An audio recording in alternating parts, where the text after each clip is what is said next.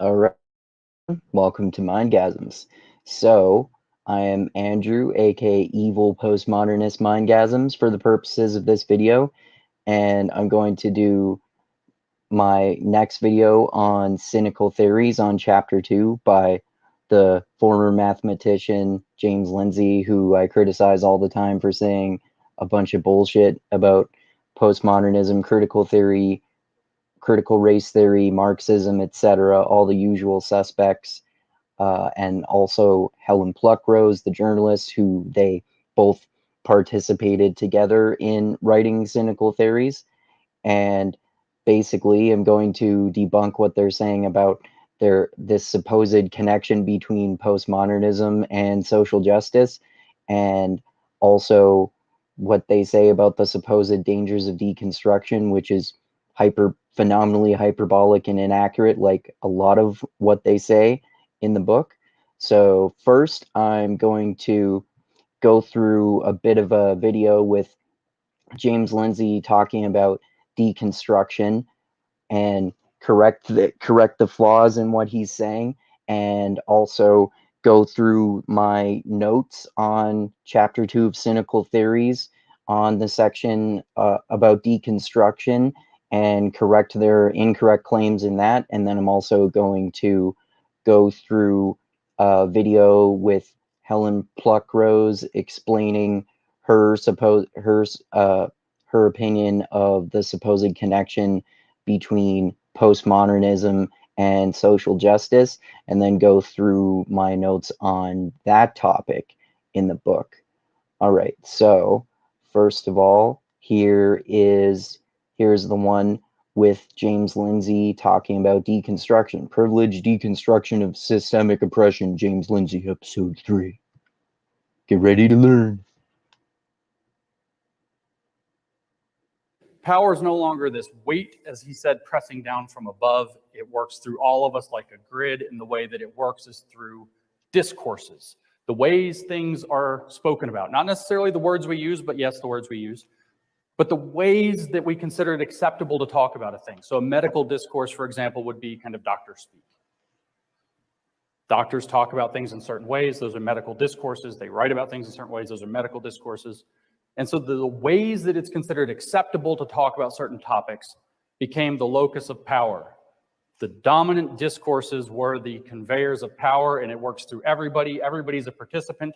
And so now we have this idea that society is ordered by a conspiracy theory where everybody is an unwitting conspirator.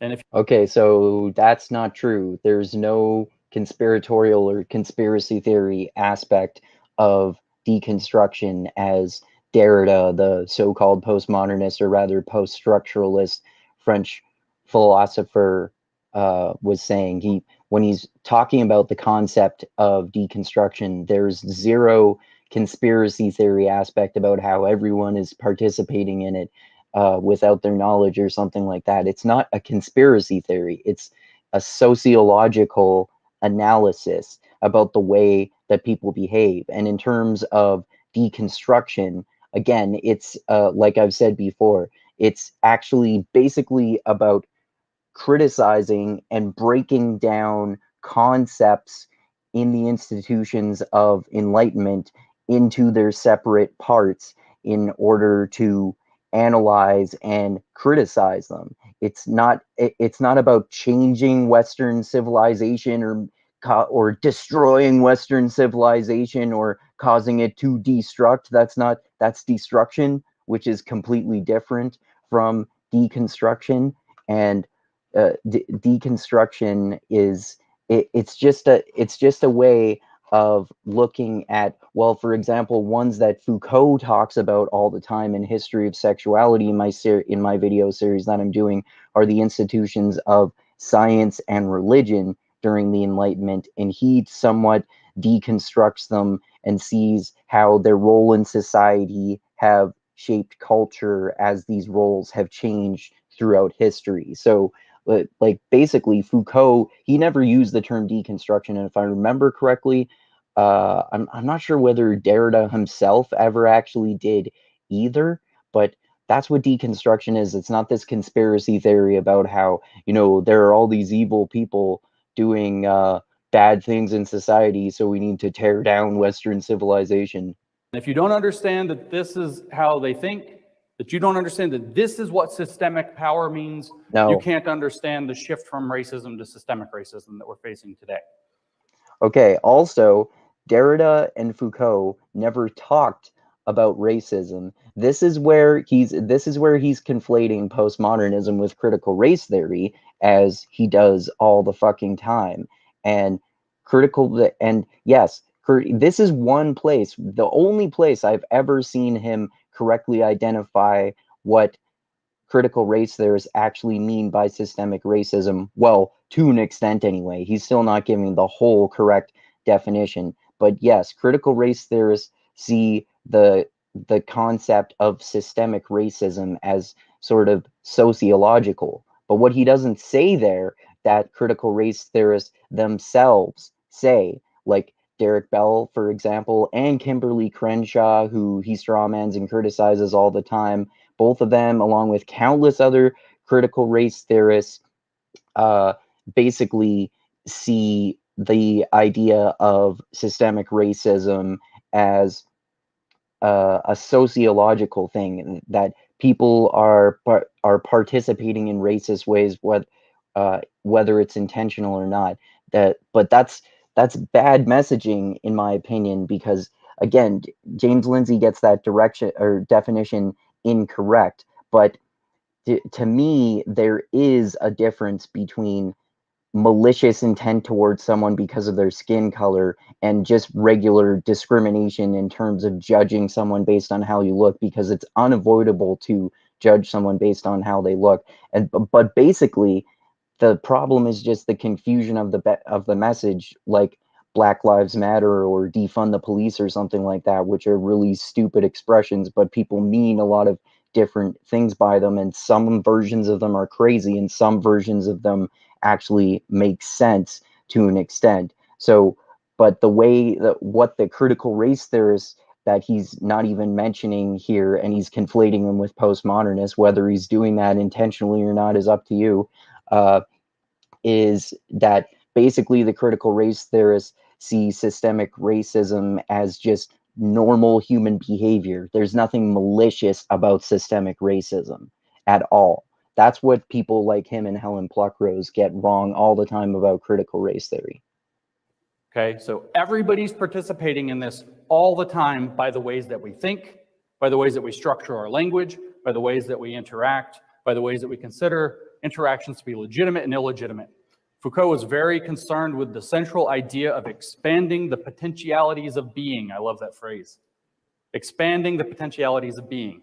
And when you do have a genuinely repressive system, you do want to expand the potentialities of being.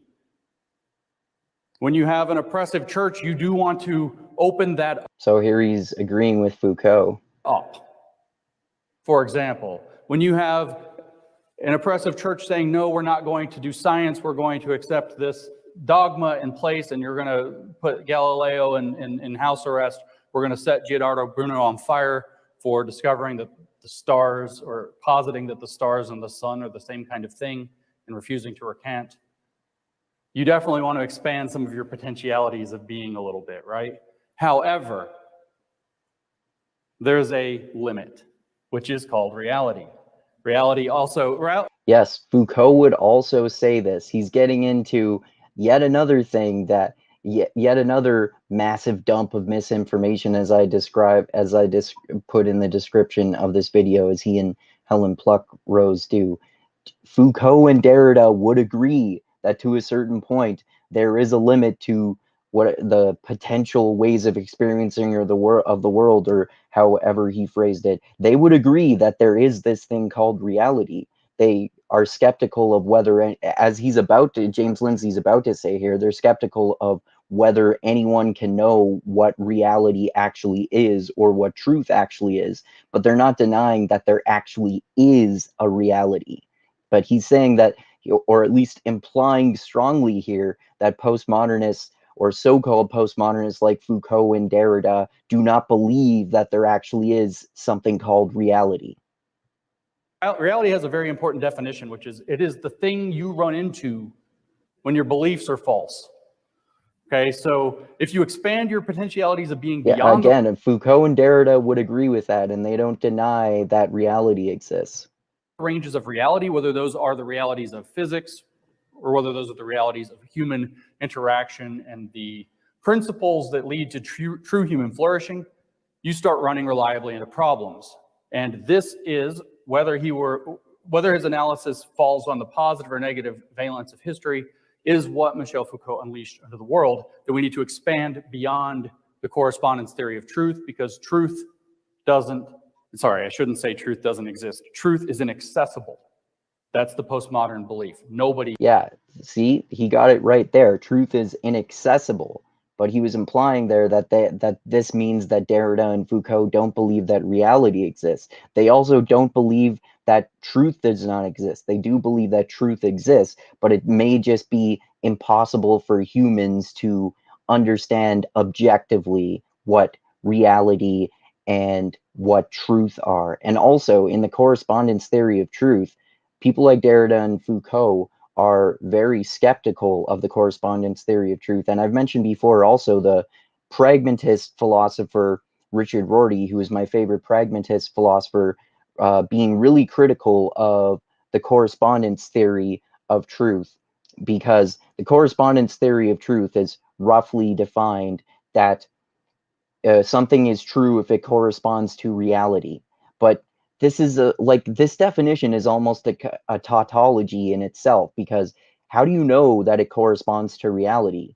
You know what is true because it corresponds to reality according to your own perceptions and the perceptions of others, which is empiricism, which is just viewing what you think is reality through your own inherently subjective human lens, because evolution made our brains chunk information in order to deliberately ignore most aspects of reality so we can do things like run from what we think is a lion hiding in the bushes without noticing everything in our environment and taking the time to think about it first. So, and we know that color doesn't exist, for example. We see color, but it's just reflections of light in different places on the light spectrum. So, according to evolution, humans do not have an objective view of reality. And you're viewing it, even if you're talking about scientific evidence, like of the evidence of gravity or something like that. It's not like Foucault and Derrida would deny this, or Richard Rorty, but they would say, as a criticism of the correspondence theory of truth, that even if you're talking about scientific measurements are observed, processed, communicated, and interpreted by scientists who also, through the processes of evolution, just like everyone else, interpret those scientific results from their own subjective perspective, which certainly does not mean that science is bad or flawed or that you shouldn't trust science. It's just that you should be skeptical of science and the correspondence theory of truth and what truth is and what reality is. It's just skepticism. That's all. Nobody can claim truth. Nobody is objective. We're all subject to our biases, and our biases are located in the cultures in which we find ourselves. Everything's a cultural artifact. That's true. Postmodernism and critical theory both kind of wore themselves out through the 60s. No, that's really not true. He's also just conflating them and adding them together again, even though postmodernism and critical theory have virtually nothing to do with each other either. They rose through the 70s, they rose, and then through the 80s, they declined. Postmodernism is a bit silly. It's a bit difficult to buy into. It is a bit At the end silly. of the day, That's reality's fair. still out there. It's still the thing you run into when your beliefs are false. Okay, but again, so-called postmodernists like Derrida and Foucault do not say that reality does not exist and truth do not exist. Their point is basically you should be skeptical of them and skeptical of what we think truth and reality are. That's it. We're not going to expand our potentialities of being that far. Deconstruction has its limits, at least in terms of fruitful activism. Foucault and Derrida, specifically because Derrida was more about that, would agree that deconstruction has its limits. But again, Derrida, like the point of deconstruction is rhetorical and descriptive, not prescriptive, as I've said many, many times before. So it's just philosophy, the equivalent of philosophizing, basically, which is what a lot of philosophers do. Pedantic intellectual masturbation. And I, for one, love intellectual masturbation. I think it's fascinating. That's why I love philosophy. So I don't think there's anything wrong with that. Activism. Critical theory became just kind of annoying in the post-war period. Some of it is really interesting, though. Like, some of it is really radical, and I think it's crazy. Like Adorno and Horkheimer's book, The Dialectic of the Enlightenment, that I reviewed. Their theory is that the Enlightenment was a mistake because it's inherently anti-Semitic. But I also actually recently read this interesting book by Habermas, I believe it was, who was criticizing other critical theorists along with so-called postmodernists like Foucault and Derrida, and basically defending reason and criticizing their critiques of reason and the Enlightenment and rationality and that sort of thing, which is really interesting. So I'm going to do a series about that at one point. But again, he's lumping these entire categories of philosophy, three at this point: critical theory, critical race theory, and postmodernism, into just this one basket as if they're the same thing, even though they're very different. And like I was just saying, even within these different fields of thought, a lot of thinkers disagree with each other. Adorno and Horkheimer actually disagreed with each other in terms of a level of authoritarianism that there should be in governments, even though they wrote a book together. Like I was just saying, Habermas critiqued Adorno and Horkheimer and Foucault and Derrida. And also check out my podcast I did a long time ago, my first one with an author of biography about Derrida named Peter Salmon, and his biography is called An Event Perhaps. And I talked to him for the first time based on his article about how Derrida and Foucault actually disagreed with each other vehemently a lot. So they also get lumped in together as if they agreed about everything, whereas they actually disagreed about a hell of a lot too. Following Herbert Marcuse. Herbert Marcuse wrote One Dimensional Man in 1964, and in One Dimensional Man, he explained that they need a coalition built out of the liberal intelligentsia together with the racial minorities and the societal outsiders. That's who was going to push critical theory forward. And so you ended up with this. Okay, so that's really totally fucking missing the point of Marcuse's One Dimensional Man. Basically, the point of One Dimensional Man, there are many points in it for sure, but to me, it seems like the main point is that they're basically the aesthetics of fascism. And by fascism, a lot of critical theorists mean basically the Nazis, along with Stalin, Mussolini, and whatever during World War II, those fascist dictators. Basically, the aesthetics of fascism are very materialistic. And in One Dimensional Man, Marcuse talks about how these materialistic aesthetics of fascism are still very much a part of our culture and have been since World War II. So the argument, which is radical, of course, is that the material, like, basically, and I'm oversimplifying even this here, but materialism is bad because it's an aspect of fascism, and this is one way that capitalism has infiltrated society, and it's still a part of our culture. Now, even if you look at that as a cultural critique, that's interesting though. But one difference between critical race theorists and postmodernists is that they were much more against Enlightenment than postmodernists were, or so-called postmodernists like Foucault and Derrida. They much more relied on just criticizing. But like I said, with Adorno and Horkheimer's The Dialectic of Enlightenment specifically, for example, they were really against it, saying that the Enlightenment was literally a mistake because it was fundamentally anti-Semitic. So there's a big difference between people like Foucault and Derrida in the post-structuralist or postmodernist camp and people like Adorno, Horkheimer, Marcuse, and Habermas also in terms of the critical theorist camp. Vein of very radical activists who brought riots to our streets, much like we're seeing now. 1964 is when this comes out, repressive tolerance, that we should not tolerate ideas that are against that normative vision of critical theory. That's 1965. 1967, Detroit's I don't know where he's getting that from, but that might be true. I'm not aware of it. on fire. 1968, more riots. By the 70s, people are getting tired of this. Critical theory started to burn itself out. Even the academic stuff, people just kind of rolled their eyes and got sick of it by the time we got to the 1980s, going into the early 1990s. But a handful of activists. I think he's massively oversimplifying here, as he often does. Many of whom learned directly from not Marcuse himself, but one of his students, Angela Davis, who's very active with Black Lives Matter today.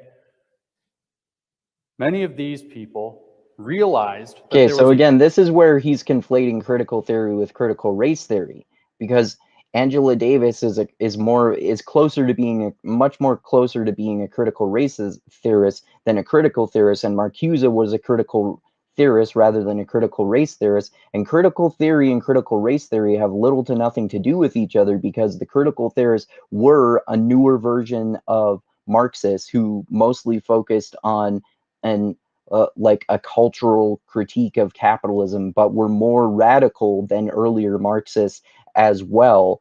And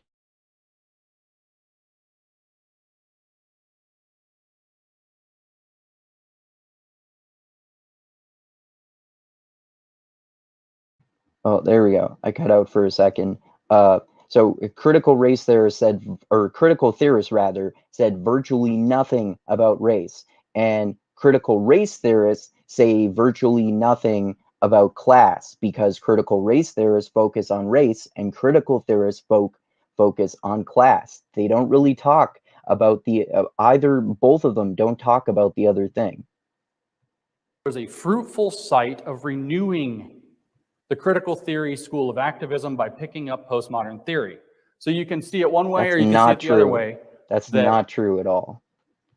Critical theory picked up postmodern tools, or that postmodernism morphed into a more critical theory mindset. But either way, that's not true. There's no evidence for that. Observation that brought the two concepts together into a completely new form that we in Cynical Theories call applied postmodernism, but it is actually the birthplace of— That's some totally invented bullshit that that James Lindsay and Helen Pluckrose totally invented out of nothing. That is complete bullshit based on a whole bunch of misunderstandings and conflations of different schools of philosophy, as if they're all the same thing, with a whole bunch of, along with a whole bunch of inaccurate claims about all of these different schools of thought. Wokeism was that you have to have an awful lot of privilege to deconstruct. They also invented wokeness, or wokeism themselves. Systemic oppression. Somebody who experiences, who has the lived experience, the lived reality of systemic oppression cannot deconstruct that. You must be privileged to deconstruct that. But I believe you came here because you agree. Okay, no one said that you have to be privileged to deconstruct things like that. Again, this is, in terms of deconstruction, no so-called postmodernists like Derrida or Foucault ever said anything like you have to have this certain amount of privilege to deconstruct this, like you're not in the right category of person, so you cannot deconstruct this, but other people can. And that's one major thing. I mentioned disagreements between Foucault and Derrida. One of their major disagreements was that Foucault actually was not as much of a fan of deconstruction, and Derrida was. Like, what they do seems similar to some. Foucault was not a fan of it. All right, so let me go through my notes here in terms of what they say about deconstruction in Cynical Theories. And I'll go into Helen Pluckrose explaining the so-called connection between postmodernism and social justice and critique that, then go. Okay, so in chapter 2, they say that deconstruction is destined to consume everything interesting. That is just fucking bullshit hyperbole that misunderstands the very point of deconstruction, which, as I said, is rhetorical and descriptive, not prescriptive, not with any designs of breaking down Western civilization or some ridiculous bullshit. Yeah, it's just critical analysis of ideas in rhetoric and in the form of rhetoric and writing.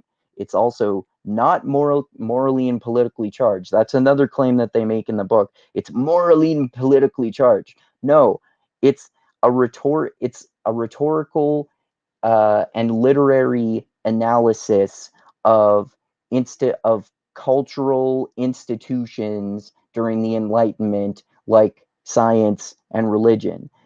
Sure, there are moral claims sometimes, but basically never do Foucault and Derrida ever make any overt political claims. They rarely even actually make moral claims. They're mostly descriptions of how culture and language, culture specifically for Foucault and language specifically for Derrida, have changed throughout history. There's hardly any moral claims at all in there, and virtually no political claims either. So there's absolutely nothing political about, inherently political about deconstruction. So deconstruction of this traditional Western morality that Helen up in arms and have their panties in a bunch about is only rhetorical analysis and analysis in writing, nothing more. There's and they also claim that there's something reconstructivist about postmodernism, which which makes no sense whatsoever, especially since they say themselves in chapter 1. I don't think I mentioned this in my previous video, that postmodernism is reconstructivist. So in chapter 2, they're contradicting that claim that they make in chapter 1 by talking here about how postmodernism is deconstructivist. So they're contradicting themselves between one chapter and the other also. All right. So now that we've gone through their ridiculous claims about deconstruction, let's see Helen Pluckrose explaining her theory on the connection between postmodernism and critical social justice and critique that, and then also go through my notes on what they say about that in Cynical Theories here.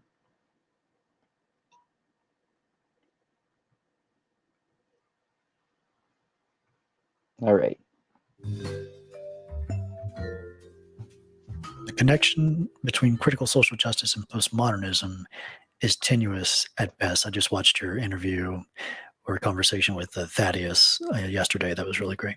Over the last few years, several prominent public intellectuals have been claiming Thaddeus that Russell is great. He wrote, check out his awesome book that I read called A Renegade History of the United States, which was about how, the outcasts of society, like drag queens, gay people, slaves, women, etc., and prostitutes, etc., actually defined American culture in many ways, like with dancing, with alcohol, with drinking, with all sorts of immoral behavior, as some people would say, especially the great authoritarian conservative Christian who won't admit it, Jordan Peterson, would call immoral behavior. So yeah, check out that. He really gets into a lot of interesting aspects of history, and especially in terms of race as a social construct, like how Irish people, Italians, and Jews were all literally called the N-word.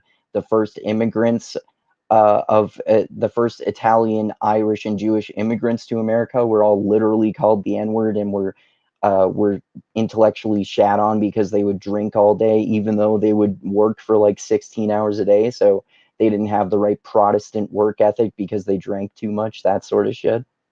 that this thing they call postmodernism is responsible for all the authoritarian and hysterical politics coming out of college campuses.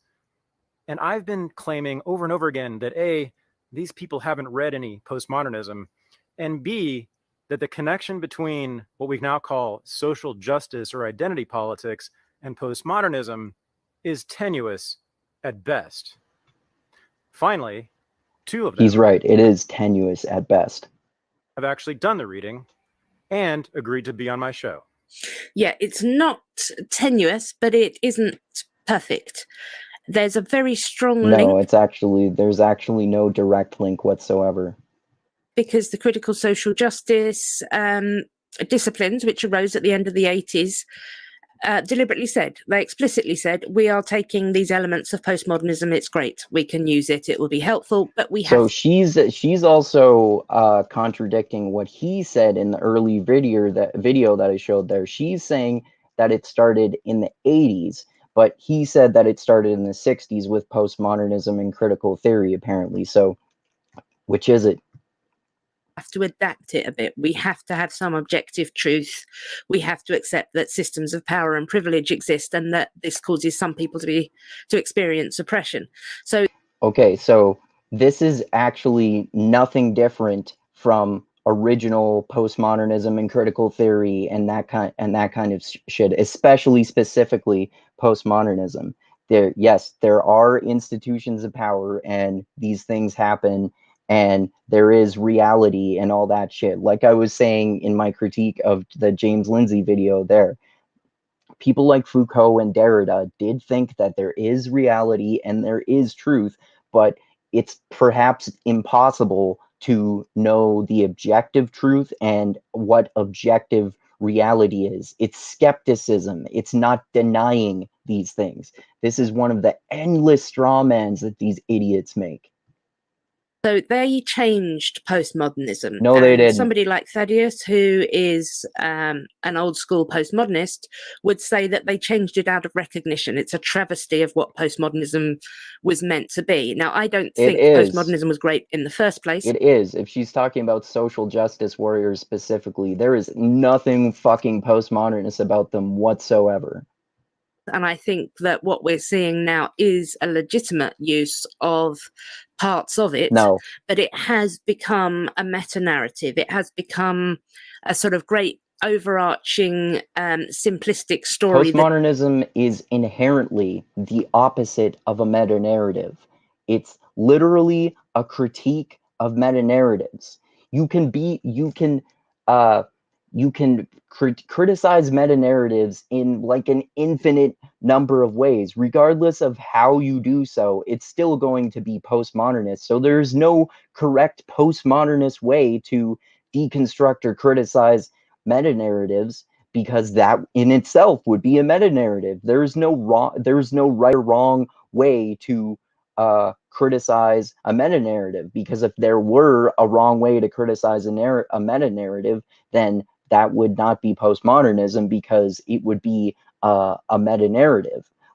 Like I said, it's only because there's no, like, it's not like you have to criticize this meta-narrative in this one way, otherwise you're not doing it properly and you're not a postmodernist. Like, no one fucking says that.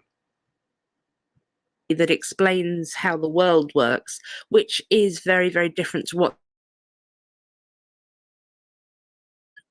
But I think, and this is what I keep saying to people, I think the best way to understand how something can be linked but not true to is if you take the an analogy of Judaism, but it's not in this case, and Christianity, because you couldn't say that the links between these an analogy of Judaism and Christianity, because you couldn't say that the links between these two are tenuous. They're linear. We see them.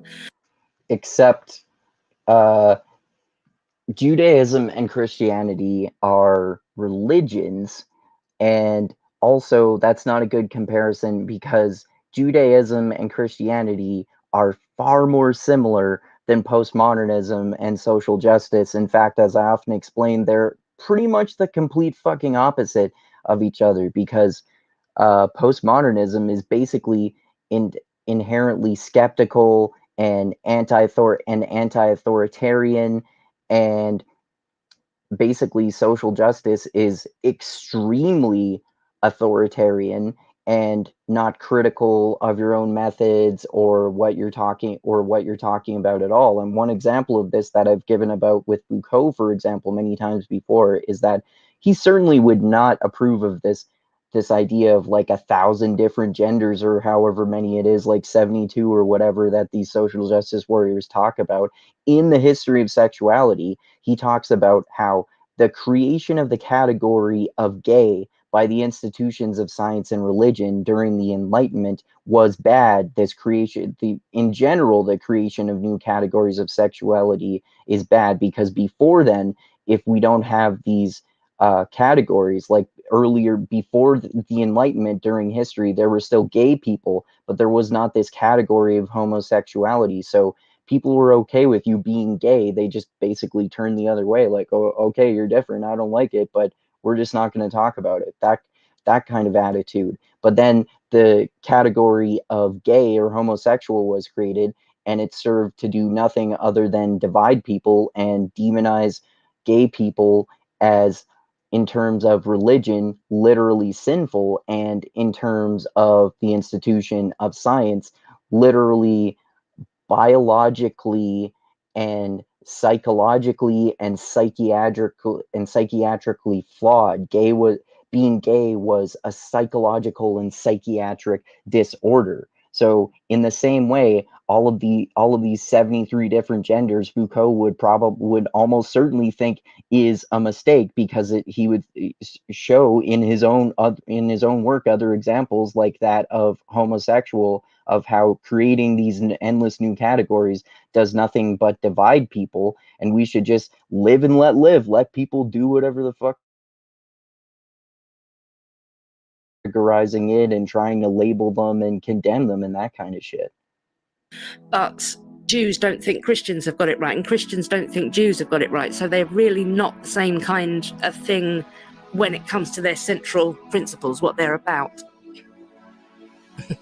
Except Judaism and Christianity they both follow the Old Testament to right? So I believe the Pentateuch, if I remember correctly, is the first 5 books of the Old Testament. I could be wrong about that, but they also believe, like Jews believe in the Christian God, basically. They just don't believe that Jesus was divine, which is one reason I think Judaism is more interesting than Christianity, because I don't believe that anyone was divine.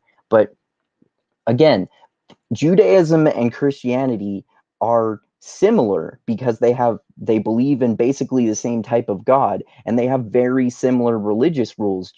Judaism just doesn't have the New Testament, and Christianity is following the example of Jesus, generally speaking. Of course, there's a lot of variation of this, more so than Judaism is, because they follow God much more so than Jesus, because they don't think he was divine, right? Gotcha. My thoughts on those videos of Helen Pluckrose explanations of deconstruction and postmodernism and so-called critical social justice. So let me go now to my notes in terms of what they say about postmodernism and social justice. So, like I said, social justice has fucking nothing to do with postmodernism. So they also claim in the book that there is a distinct set of beliefs or tenets that unite postmodernists in a consistent and coherent worldview that they're advocating for. Like I said, no, not at all. There is not a distinct set of beliefs or tenets that unite so-called postmodernists in a consistent and coherent worldview that they are advocating for. No, there's, like I said, there is no distinct set of beliefs. There are no tenets of postmodernism. Find me any fucking tenets of postmodernism anywhere. They don't exist. And again, the term postmodernist is kind of a nonsensical term too, because Derrida and Foucault and countless others are closer to being post-structuralist, but they never even used either term for themselves. Other later philosophers, like Lyotard, for example, and Baudrillard, I think, called themselves postmodernists, but they're very separate from Foucault and Derrida, just have some similarities. But it's not like they have it's not like they have the same fucking tenets, of course. And there's certainly a lot of inconsistencies uh, in between various thinkers, even in between Derrida and Foucault, like I said, right?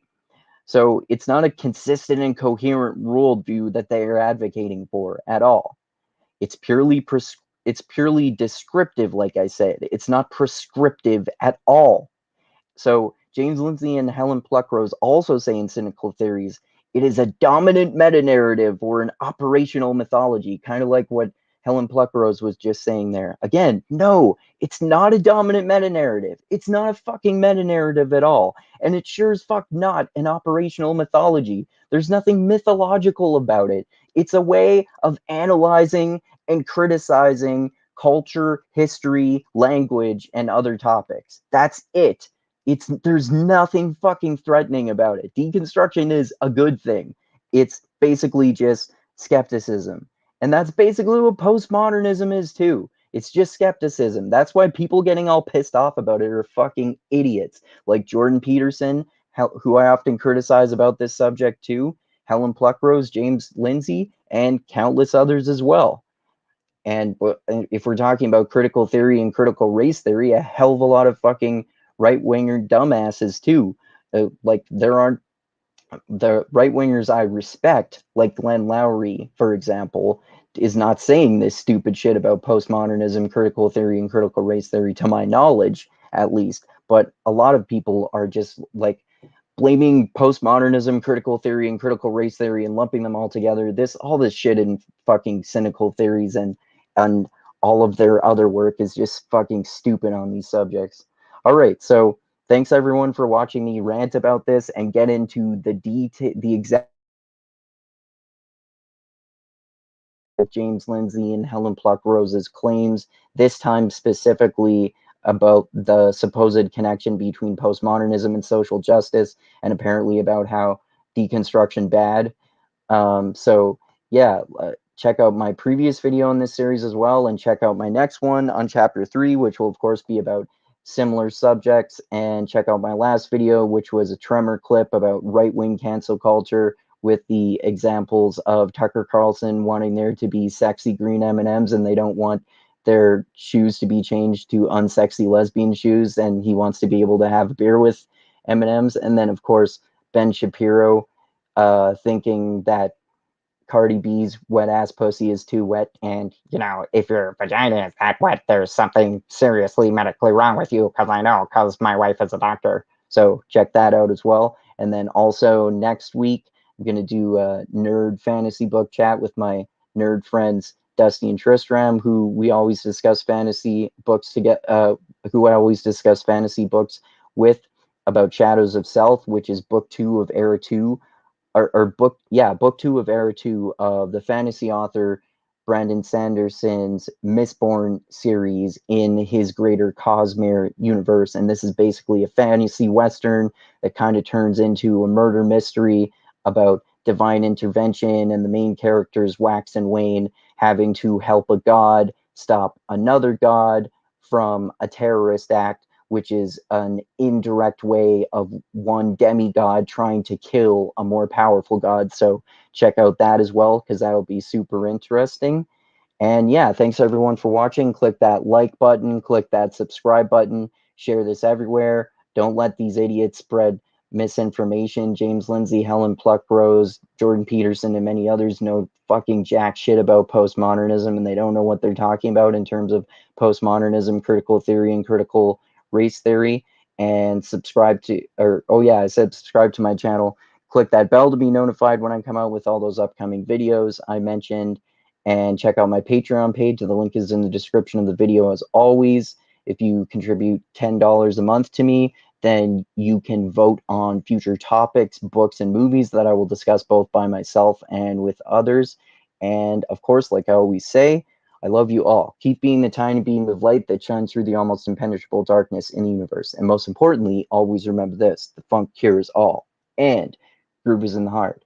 And read Cynical Theories, and then also read books by Foucault and Derrida, and don't just take James Lindsay and Helen Pluckrose's fucking words for this shit, or Jordan Peterson's words. Read some of the critical theorist books. Read Foucault and Derrida and other postmodernist books. Read some critical race theories books like Silent Covenants by Derek Bell, which I'm also doing a series on, so check that out as well.